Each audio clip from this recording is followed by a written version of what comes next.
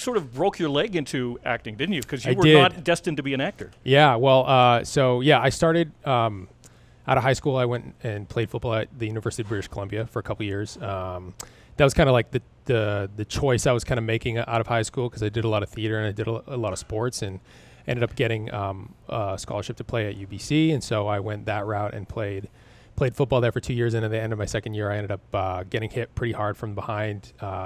Broke my tib fib, so my shin basically snapped in half, and definitely the worst pain I've ever felt in my life, worse than any audition rejection I've ever had. But yeah, so like that was kind of like my into acting, because I had kind of realized that football was was done for me. I didn't want to pursue a career in it any longer. Like I had several injuries, and that was the biggest one. And I was like, you know what, I'm going to go back and give acting a try. And so I kind of broke my leg to get back into acting.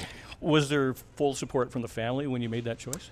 Yeah, there really was. I think I'm really lucky in that way that my family was very supportive. And, I had a conversation with my dad after the leg surgery, and after I was walking up and up again. I had tried to go back to spring camp, spring training and play again, but I just wasn't, I wasn't as fast. I didn't have the same confidence as I had before the injury. And so I told my dad, like, hey, listen, I think I'm thinking about pursuing acting, and I'm thinking about going into a career in acting. And he was really supportive. He's just say, if that's something you want to do, just go full on with it. Yeah, give it your all.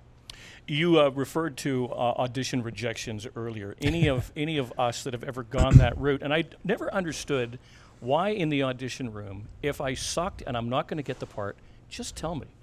Don't go, thanks, that's great. We've got your contact, right, Joe? Yeah, we'll be in touch.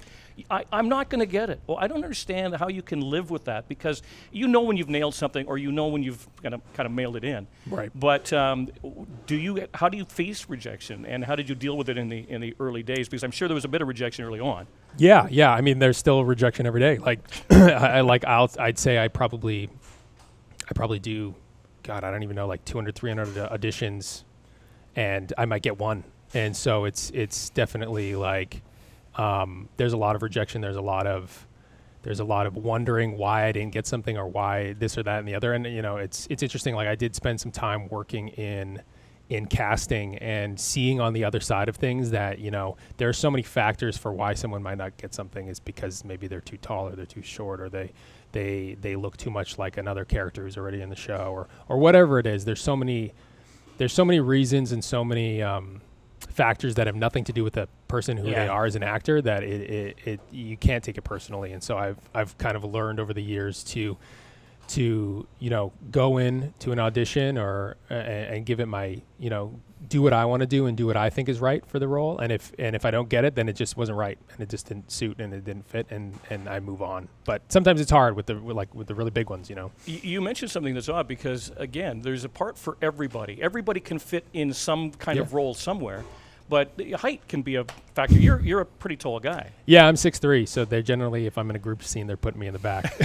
But it's interesting. Like, with film, like I'm definitely on the taller side, I feel like, and so I think that helps when I'm playing like the big brooding bad guy character. But also, I think there's definitely room for everyone to have a role. Like, if I tell anyone that wants to be an actor, if you want to pursue it for the right reasons, if you want to do it because you love it, like, it doesn't matter. You don't have to be super handsome. You don't have to be, you don't even have to be super talented. I think if you work hard, and I think if you care about the craft and you put in 100%, there'll be work for you. Well, I got cast on this film show because I know the guy that runs the show. Yeah. Yeah. Well, with Sweet Pea, sum it up in like a couple sentences. The character, is it conniving? Is it like a loving guy that helps? I would say he's fiercely loyal to the ones he cares about, and fiercely backstabbing. I don't think he's a backstabber. I think he's got a heart of gold. I think he's like a puppy dog in the way of, like, he's fiercely loyal, and if you try to hurt his family, he'll hurt you back, kind of thing. Is like his kind of motto, I think. What about any Hallmark work? No Hallmark work for me. No, I don't know. So what are your limits? I mean, do you as an actor want to grow and expand your repertoire and do everything, or are there some things that that's just not my genre?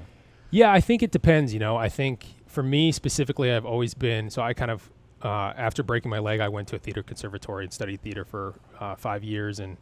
And for me, character-driven story is the number one thing for me. Like whether it's sci-fi, whether it were to be a Hallmark or a rom-com or, whatever it is, I feel like as long as it's character-driven and as long as there's something to sink my teeth into in terms of a story and telling a human experience, that's what I'm drawn to. So it's, of course I want to do like crazy gory horror movies, and I want to do, space films and all that kind of stuff. But like, I feel like as long as it's driven by like primal human needs and primal human wants, and it can share a story that a lot of people can relate to because we're all people. Right. That's something that I would So love to do. with